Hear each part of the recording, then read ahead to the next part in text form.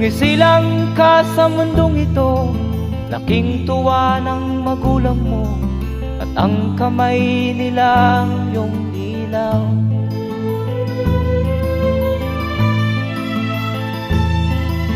At ang nanay at tatay mo'y di malaman ang gagawin, namasdan pati pagtulog mo.